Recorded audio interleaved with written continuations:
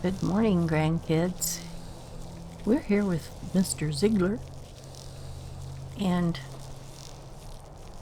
as I told you before, he's just out hunting around all over Skyrim for things pertaining to saints and seducers. So far, he's found some armor of theirs, but he hasn't found them. Anyway, he was coming down the road from where he had been, and there was two kids come running down the road, and they had a book. I guess it was this book. I think this is the only new thing he had in his inventory. They didn't show him, they just said, "Here, you can have this." After I argued with them for a bit, they wanted to sell it to me. I wanted them to give it to me and go away. But the book was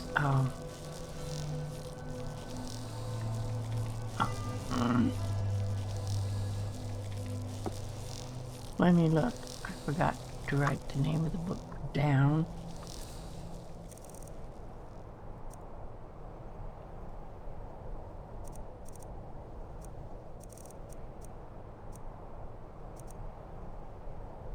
Oh, I've had this Saints Bandit Leader's Journal before. I don't know if I read it or not, but the only new thing I found was this book, Saints and Seducers, and it didn't have this marking on it, so I clicked on it and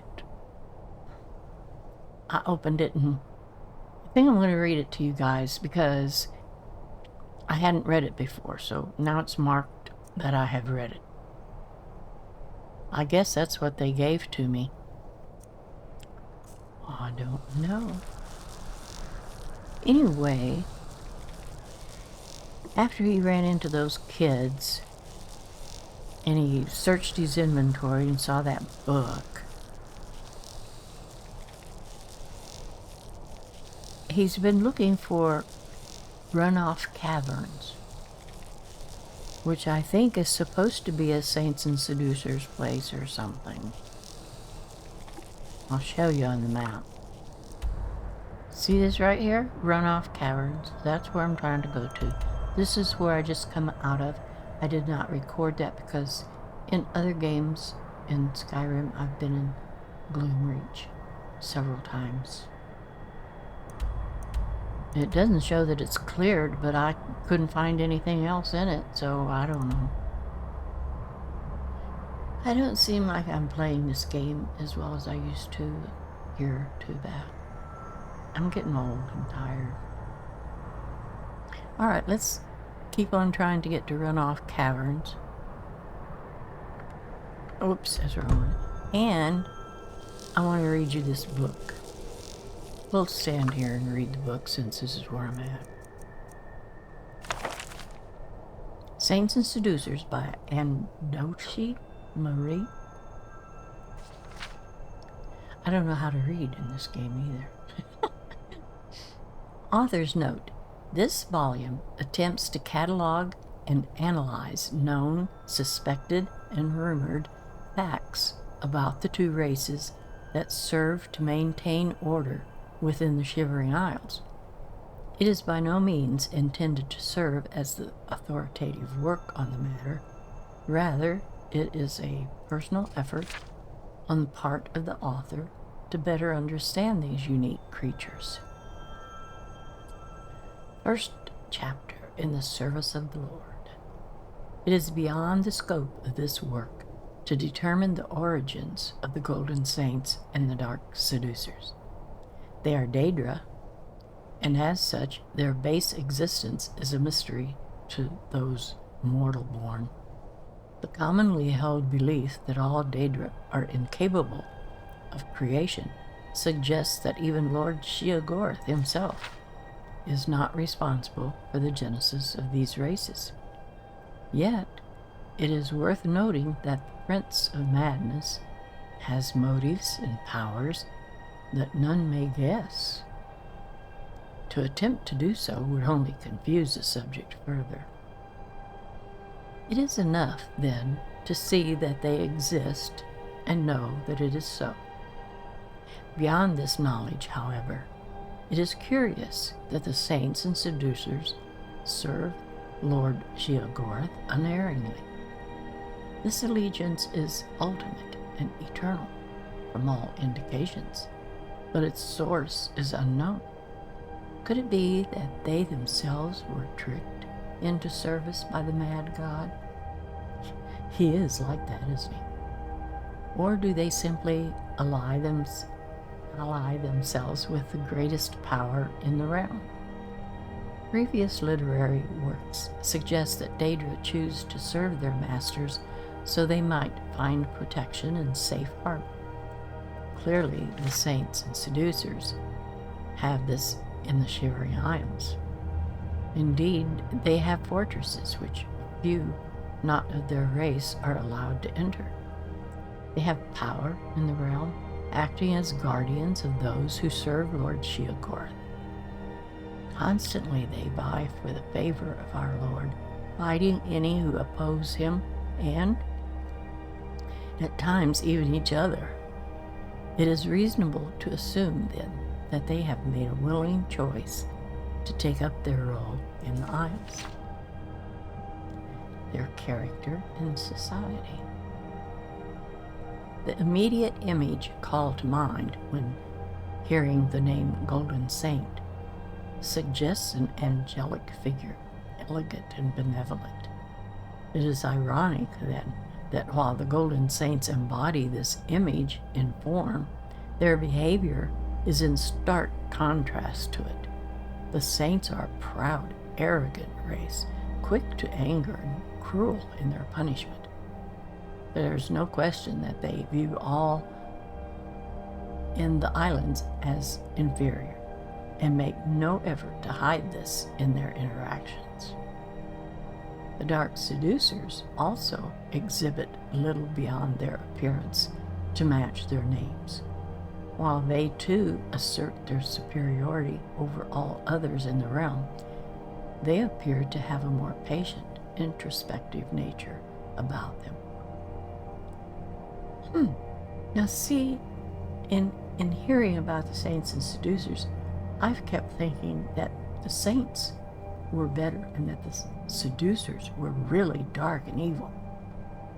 So I guess I was wrong. They often appear humble in their dealings with mortals and are known to be patient with the lesser races. Well, now see, this is a surprise to me. I want to meet them. In fact, the terms Golden Saint and Dark Seducer are external constructs. While the two groups recognize and respond to these names, they have their own names for their races. The Oriel and the Mazkin, is that how you pronounce that? Respectively. It is possible that the Daedra simply have no concern for the names and titles given to them by lesser beings, or perhaps they find amusement in the names.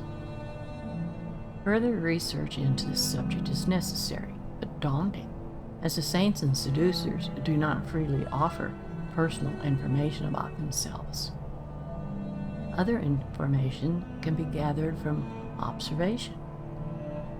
It is easy to see that the two groups are strongly militaristic in their societal structure. One's strength and discipline determines one's place in society. Military commanders, for example, are revered by their subordinates. With further observation, a second distinction becomes apparent. Both societies are matriarchal in nature. Now see, I didn't know that was going to be. Females lead the guards within New Sheoth. New Sheoth, that's after Sheogorath too, and have the highest positions of power. Males, while not openly denigrated, are clearly subservient to their female superiors. You know, this sounds like somebody has read those Driz novels that I've read about 3 times and have mentioned, and just getting started reading them again. There's about 30 books in the series, but it's all female dominated and males serve the females. Anyway, totally off the map. It is unclear where this practice began, but has been wholly integrated into the daily lives of both races. Conflict and conquest. Any resident of the Shivering Isles can confirm that it is unwise to provoke the Golden Saints and the Dark Seducers. They thrive on conflict and warfare, and are quick to punish any and all who disobey. Acting in their capacity as guardians of the realm does not satisfy them, and so they often engage in combat with one another, despite being garrisoned in areas where they are unlikely to interact. It is possible that this is more than an outlet for aggressive behavior. Repeated engagements between the two races may be an effort to gain favor with Lord Sheogorath. If one can triumph over the other, it would prove superiority and a right to gain sole control over the realm. The battle for Scylarn is of particular interest, as both sides have been locked in combat with no hope of resolution for time beyond memory. Does this combat serve to sharpen the skills of the two sides, or weaken them when they could be directed elsewhere? If the conflict cannot be resolved, why then does Lord Sheogorath not step in and settle it himself? Religion and ceremony. Little is known about the private customs of the Golden Saints and Dark Seducers. They are reclusive when it comes to matters specific to their race, particularly regarding the mysterious process by which they return to the realm in the unlikely event of their death. It is common knowledge that the Golden Saints and the Dark Seducers, as Daedra, cannot be killed. The animus of the Daedra is cast back into the darkness of oblivion and can return to the realm to take form once more.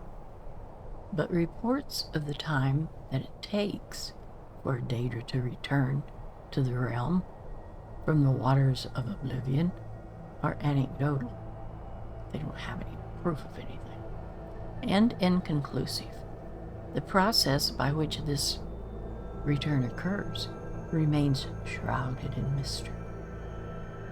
Based on behavior patterns and strength of numbers, it can be deduced that the stronghold for each race plays some major part in this process. Common phrases in language, such as "may the chimes call you home," suggest that rather than merely a metaphor, sound may play some role in the sequence of events. That's strange, because there's a huge dungeon that we was in before the previous games of Skyrim that you had to click on different places that made tonal sounds in order to open a door. And that had nothing to do with saints and seducers. It is believed that the chimes referenced by saints and seducers do indeed exist and considered almost holy relics. Attempts to gain information from these chimes are the process by which they are used, has been met with exceptional hostility and so have been abandoned. Any and all information regarding the Golden Saints and the Dark Seducers, particularly relating to private customs and origins, should be brought to the attention of the author immediately. The greater the scope of our knowledge, the better our ability to understand these compelling creatures. And that's the end. Okay. Oh,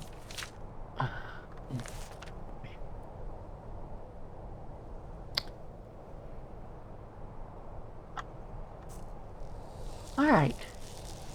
Mr. Ziggler, which way are you going to go? I think you had turned around to look at your men and read that book to them. They certainly are standing at attention listening, aren't they? Even the spiders still. Alright guys, come on, let's go. We are headed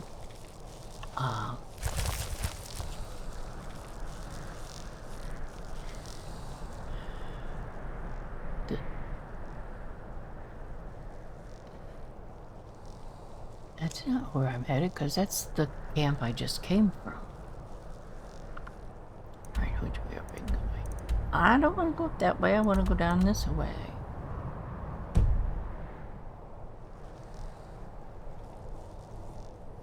Yes, there's the blue arrow.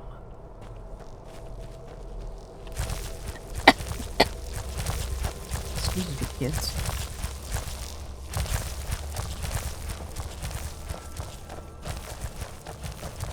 I don't like all this gray scenery. I truly, truly do.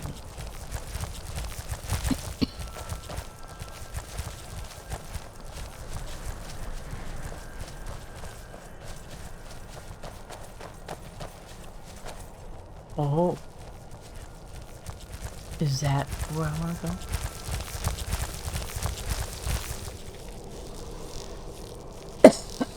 Excuse me, kids. I feel like I got something in my throat. Don't anybody start saying in the comments, "Are you sick, Grandma?" No, I'm not sick. I just got something in my throat.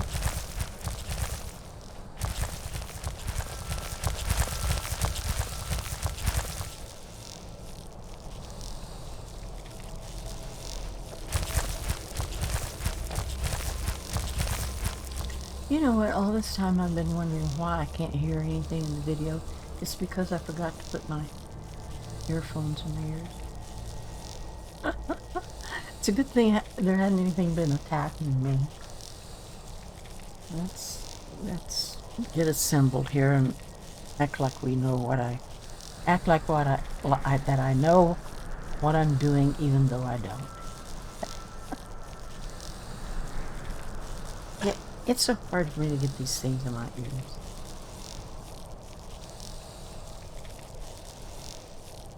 I do like them better than those big headphones, though.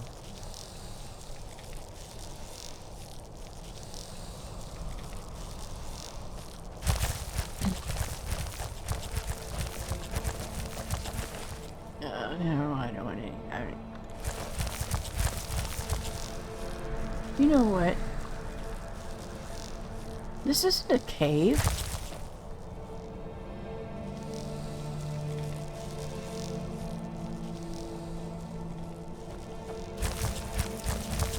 It looks like it is, but it isn't. I'm just walking right into that wall. Is it up around behind? I gotta get out of my character, I think, but I can't really tell.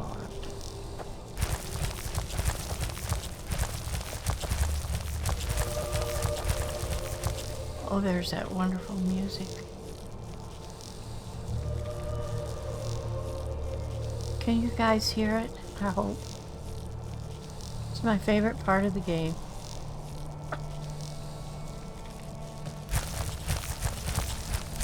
I want to find this cave, and it isn't that one down there.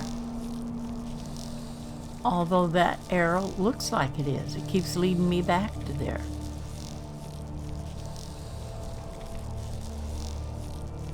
There's no entrance to that cave. Why isn't there? Inigo, I wish you could help me. You and the spider standing there look awful cute. Let's see if we can go around this and up.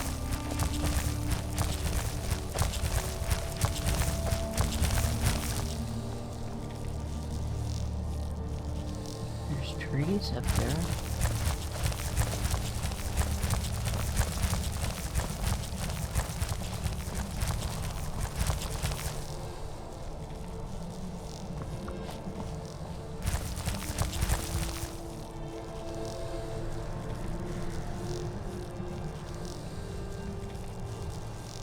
See, my arrow is over here where I was at the cave, which is, it shows white because I've already been in it.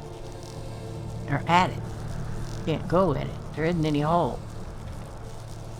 This is a cave I'm trying to get to, but it's not the one that my arrow is indicating I should be going to.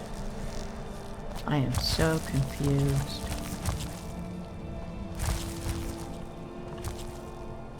I can't go around that. And I don't want to go way around there. What am I supposed to be doing? You know I can't get up there.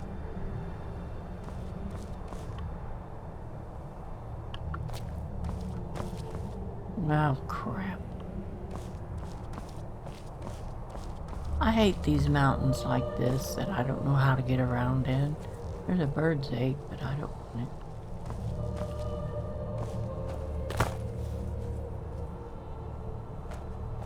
See that blue arrow, which is where I want to go. Hi, amigo. It's just going to take me right back to where we were.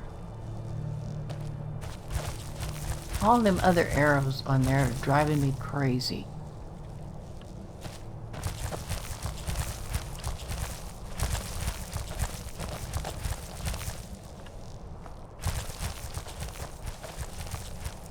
See, that's just taking me right back down there to where I was at. No, it isn't.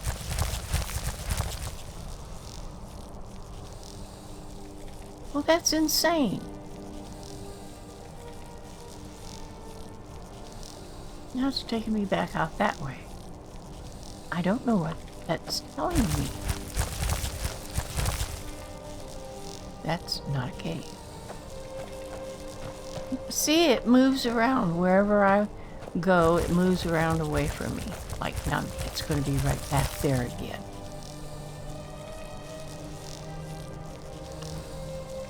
Alright, grandkids.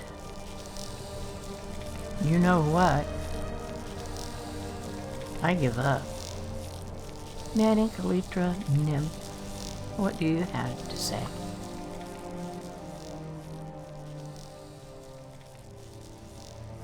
I don't want to say any of those things to you. Oh no. She can help me in battle? No. Is that the only things I can say to you? I'd just grunt if I was you too. You're so cute. Thanks, Inigo, for turning on the light. I wish... There it goes. If those words go away, then I can't see my... Oh my god. This is so dumb.